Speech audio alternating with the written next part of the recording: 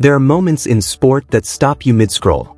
You're going through your feed, half present, half distracted, and then something catches your eye and suddenly you're sitting up straight and you're reading it twice because the first time didn't quite make sense.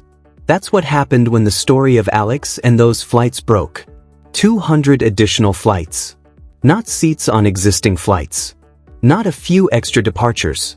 200 whole flights, rerouted, added, coordinated by a single airline because a young woman from Manila won a tennis match in Austria. And not just added. Gone. Every single one of them, sold out in 4 minutes. 4 minutes. Most people take longer than that to decide what to have for lunch. Before we get into any of that though, before we talk about airlines and sellouts and the kind of national fever that makes logisticians sweat, we need to talk about Alex herself, because without understanding who she is and where she came from, the rest of the story is just a headline. And this story is so much more than a headline. Alexandra was born in Manila, in a country that has given the world boxing legends, basketball obsessives, and a national passion for sport that runs so deep it feels less like entertainment and more like identity. But tennis? Tennis was something else. Tennis was what you watched on cable at 3 in the morning when the reception was bad and the names on screen were European and the whole thing felt like it belonged to a different world. It wasn't that Filipinos didn't appreciate the sport. It was that the sport had never quite reached back. There had never been a face in that world that looked like them, that carried their name, that made them think, maybe this is ours too. Then came Alex. She started playing young, the way all the greats do, before the weight of expectation settles in and before the mind starts negotiating with talent. She wasn't just good early.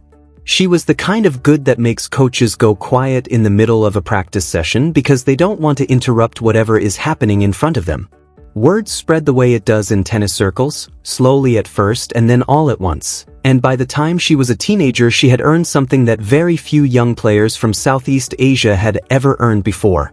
A place at the Rafael Nadal Academy in Spain. Let that sink in for a second. The Nadal Academy.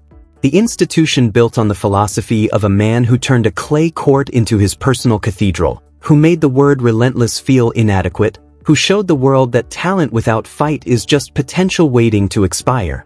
You don't get invited there because you're promising.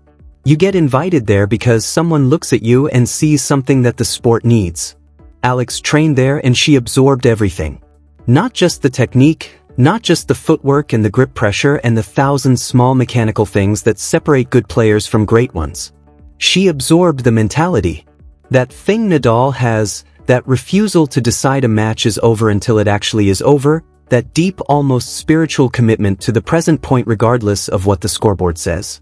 She brought all of that home with her, or rather she carried it onto every court she stepped onto after that, and it showed.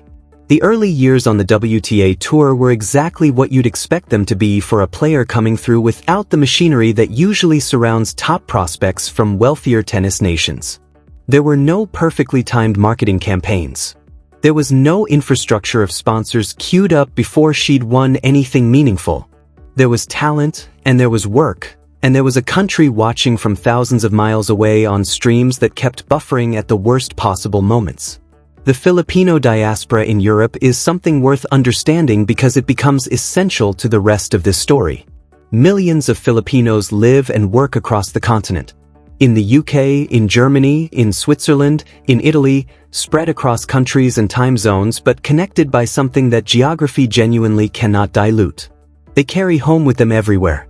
The food, the language, the group chats that run at every hour because someone is always awake somewhere in the world and someone always has something to share. They are, in the truest sense of the phrase, a community without borders. And when Alex started making noise in Europe, they noticed. Of course they noticed. She was one of them, even if she was doing something none of them had ever done before, and they watched her the way family watches family, with that particular combination of pride and terror that you only feel when someone you love is doing something that matters. When the draw for the Austrian tournament came out, the professional tennis media did what it always does. It looked at the seeds, noted the rankings, identified the favorites, and built its narratives around the names it already knew. Alex was mentioned. She was considered competitive, improving, one to watch, which in sports commentary language means we're keeping an eye on her but we're not betting the house yet. The Filipino fan community had a slightly different read on the situation. The group chats lit up. The countdown posts started.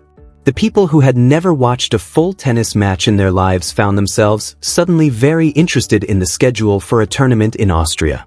Something felt different about this one, and whether that was intuition or simply the accumulated hope of a community that had been waiting a very long time for this exact moment, they were right. The early rounds were the kind of thing that builds quietly.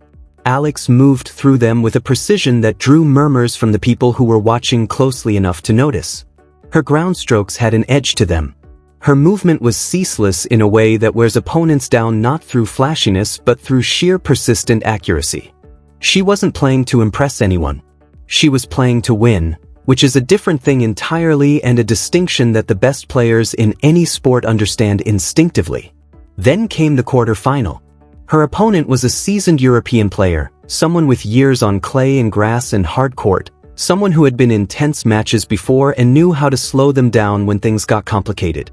On paper it was a tough draw, the kind of match where the result feels predictable but you watch anyway because tennis is tennis and paper means nothing once the warm-up ends. What happened instead was one of those matches that you remember in fragments. The first set was physical, tactical, unrelenting. Games went with serve and then didn't and then did again. The crowd, which had started politely, started leaning forward. Something was happening on this court that you don't see every week, that specific electricity that a match generates when both players are genuinely at their absolute limit and neither one is willing to be the first to blink. Alex lost the first set in a tiebreak. She walked to her chair and sat down and toweled her face off and stared at the ground for a few seconds.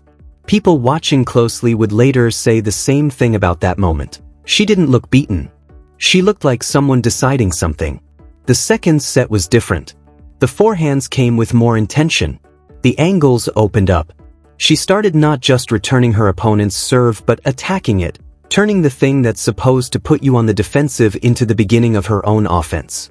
The commentators were running out of clean ways to describe what was happening. She took the second set 6-3 and then the third set began and time did something strange. At 5-5, Alex broke. She served for the match. 3 match points came and went, her opponent refusing every single one of them with the grim determination of someone who has been in these situations before and plans to survive this one too. The stadium was standing. The noise was enormous for what had officially been listed as a quiet afternoon draw. And then on the 4th match point Alex hit a backhand down the line that was so clean, so perfectly weighted, so exactly placed that her opponent paused at the net before extending her hand. Not a long pause. Just long enough. Just enough for everyone watching to understand that what they had witnessed was something outside the ordinary. Alex covered her face with both hands. She stood alone in the middle of that Austrian court and she cried. 12,000 kilometers away, an entire country cried with her. The messages started almost immediately. Not trickles, floods. Philippine Airlines, which had been monitoring the situation with the alert attention of a company that understood something was building, began receiving a volume of inquiries that their systems were not designed to process at that speed. The Filipino community in Europe, scattered across a dozen countries, had collectively decided that watching the next match on a screen was not enough. They needed to be there. They needed to be in that stadium, in those seats, wearing those colors, cheering in that language, because some moments in your life you simply cannot afford to experience secondhand. The airline made a decision. 200 additional flights. Expanded routes, rerouted capacity, partnerships with regional carriers for connections from Manila through hubs. Their press statement described it as a response to exceptional public demand driven by historic sporting achievement, which was accurate in the same way that saying the ocean is quite wet is accurate. The flights went live at 6:47 in the morning Manila time. By 6:51 they were gone. All of them. Every seat on every one of those 200 flights, sold in 4 minutes. Social media became a very loud place very quickly. Screenshots of sold-out booking pages. People who got tickets screaming in capitals. People who missed the window also screaming in capitals but for a different reason. One tweet that circulated endlessly just said, "I booked. I have no plan, no hotel, but I booked." That tweet got 400,000 likes. Because that tweet was everyone. That was the whole diaspora in one sentence. The irrational, beautiful commitment to showing up for someone who is showing up for you. The sports press picked it up within the hour. Headline after headline. The player who moved an airline. Vienna bracing for fans. Tennis had never quite looked like this, at least not for this specific reason, and the story landed with the particular force of something genuinely unexpected happening in a sport that has seen most things. Not everyone received it warmly. This is the part that gets edited out of the celebration, but it happened and it matters. Tennis forums, which have a long tradition of forensic skepticism, began dissecting the quarterfinal win with a particular kind of analytical cool. The draw had been manageable, some argued.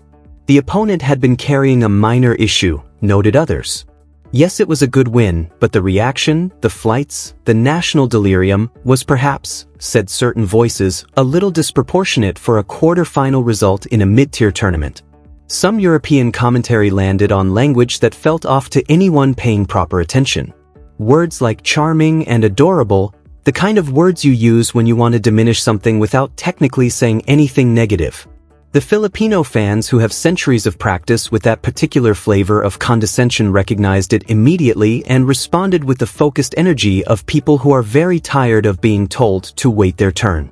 The columnist who chose the word adorable had a memorable week on social media. Within tennis's more official circles, there was also some measured questioning about whether Alex was receiving coverage disproportionate to her ranking, whether the story had overtaken the player. These were questions that deserved to be asked seriously. Some people asked them seriously. Others asked them in a way that revealed something about who they thought the sport was for. The skeptics who questioned the flight numbers specifically, who suggested 200 flights sold in 4 minutes was impossible or exaggerated, were answered by Philippine Airlines releasing their booking data in full. The numbers held. Every flight, every seat, every minute of it verified. The story was real. The love was real. And then Alex sat down in front of a microphone and said something that reframed everything. In her press conference, she was asked the predictable questions about the flights, about the pressure, about what it feels like to carry a nation's hopes. She paused before answering. Not searching for the answer, choosing how honest to be with it. I don't think about the flights, she said. I think about the people who didn't sleep to watch me play. That's what I carry. Not the pressure. The love. Grown journalists reached for their notebooks. Because she had named something that most athletes in her position never quite articulate. The difference between pressure and love is not semantic. Pressure is external. It comes from outside and it pushes in and it makes the space smaller. Love is something else entirely. Love is fuel. It makes the space bigger. It makes you play for something beyond yourself without the paralysis that playing for others can sometimes create. She talked about growing up watching tennis and never seeing anyone who looked like her at the level she wanted to reach. She talked about the Nadal Academy with real warmth, about what it taught her about fighting for points that felt already lost, about the sessions that ran until her arm ached and her mind was filing formal complaints, and she kept going anyway because there was a version of herself she was trying to become that she couldn't fully see yet but could absolutely feel. There will be losses. There will be seasons that test her in ways that the Nadal Academy and every coach she has ever had could not fully prepare her for, because that's what sport does to the people who take it seriously. It finds the places in you that still need work and it works them. But the foundation underneath all of that is not going anywhere. The people who book those flights are not fair weather anything. They are the kind of support that careers are built on and that sporting cultures are built on, the kind that does not require winning to show up. So here is where I leave you. We watched Alex become something in real time. We watched a nation respond in a way that moved infrastructure, literally moved it, and we watched a young woman stand in the middle of all of that noise and find a way to make it quiet, to make it personal, to look into a microphone and say I see them and mean every word of it. The question is not where she has been. The question, the one that should keep you checking your phone for updates and setting your alarms for odd hours and telling people who don't care about tennis that they really should start, the question is simply this: how far is she going to take all of us?